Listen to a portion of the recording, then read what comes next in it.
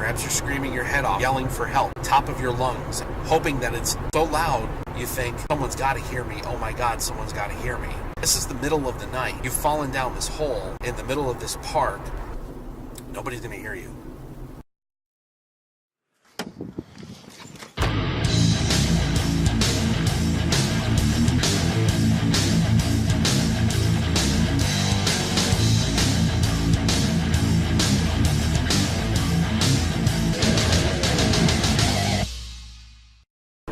So if you don't know this about me, Halloween is kind of my thing. It's my favorite holiday. It is my time of the year. It is everything I love goes into Halloween. It helps that my birthday is the day before Halloween on October 30th, so not a shameless plug there, but thank you everybody who has supported this channel and the videos that I make. It's the best birthday present I could ask for. So I appreciate you guys that come along and watch the videos every week and comment. I love talking to everybody. So I wanted to talk a little bit about the series of videos that I've been showing you, specifically this abandoned Girl Scout camp that I've shown you in 2 videos over the last week and a half. It's a really fascinating place. It's really amazing, the hidden gems that you will find in your own area if you just look. But back to the videos. So I've shown you the first abandoned structure, some type of office house, yet for some reason it had 2 bedrooms and there's these really creepy bed frames that are left over. It's just straight out of a horror movie, this little tiny building that I first examined. That's barely the tip of the iceberg for this abandoned Girl Scout camp.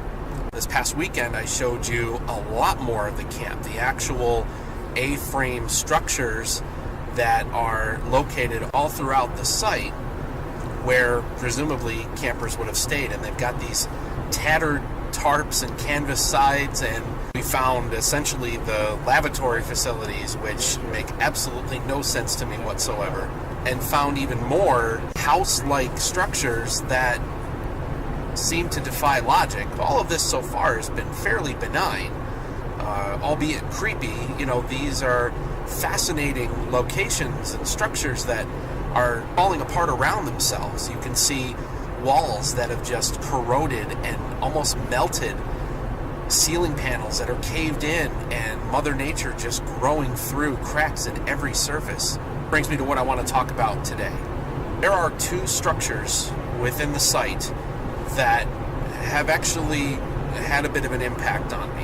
One of which I'm going to talk about today, and the other that I'm just going to say I'm saving until the end of this series, which will be on my birthday, next weekend on the 30th, where I'll just come out and say it. I had a paranormal experience, and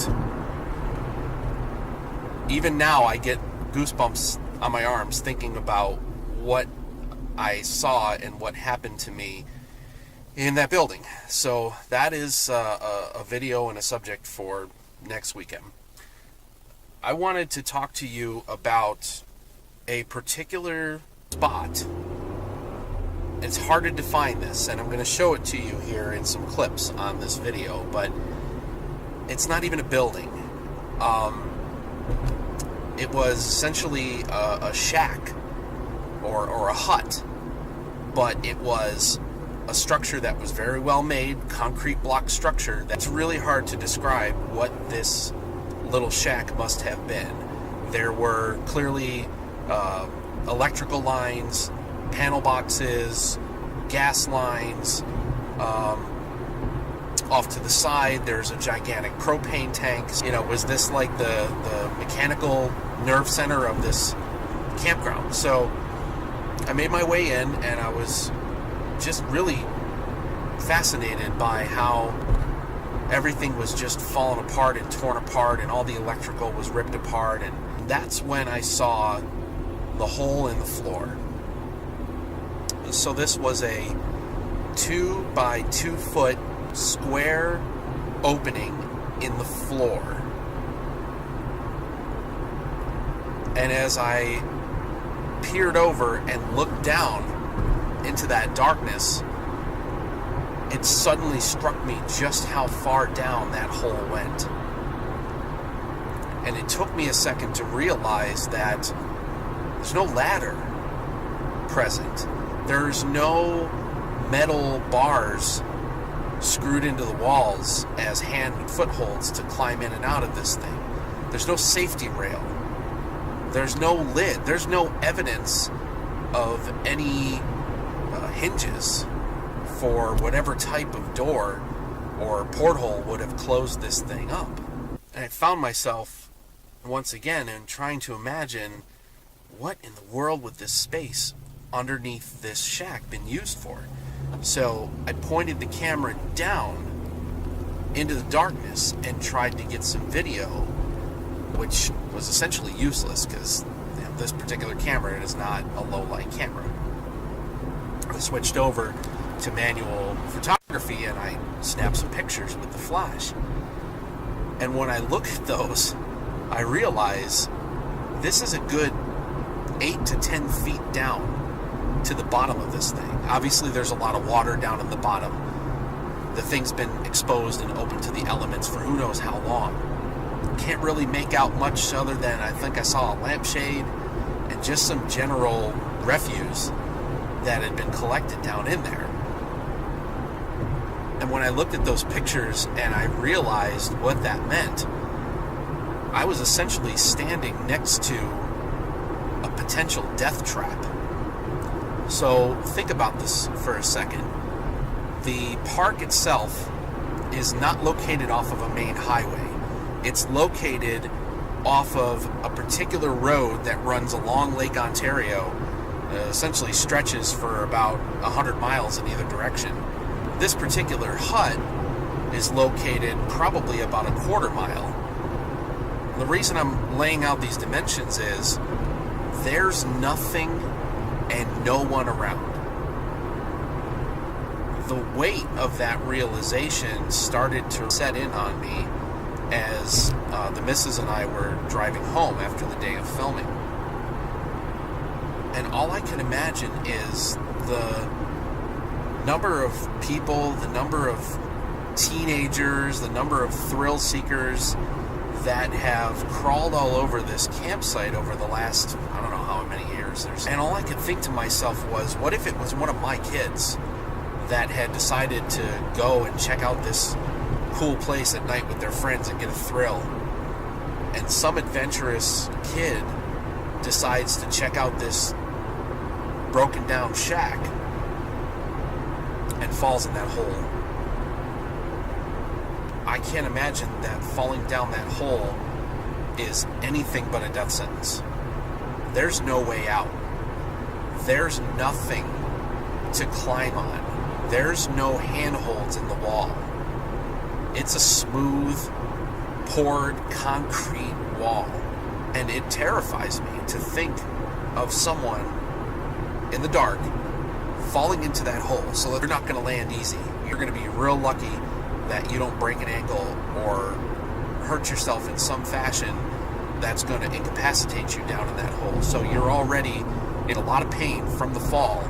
That's if you didn't hit your head or somehow strike the edge of that 2 by 2 foot square hole on your way down. So now you're in this hole. And your first thought is, there's nowhere to go. This is essentially a concrete box set into the ground. If there's any cell service along the lake, I will tell you, it's spotty at best. I hope that when you hit the floor, that your cell phone didn't get submerged in the water. And this has been bothering me for days, thinking about the potential danger to someone's life. Perhaps you're screaming your head off, you're yelling for help, top of your lungs, and you're hoping that it's so loud that you're screaming because it's echoing off the concrete walls around you, and you think, someone's got to hear me, oh my God, someone's got to hear me. This is the middle of the night, and you've fallen down this hole in the middle of this park. Nobody's going to hear you.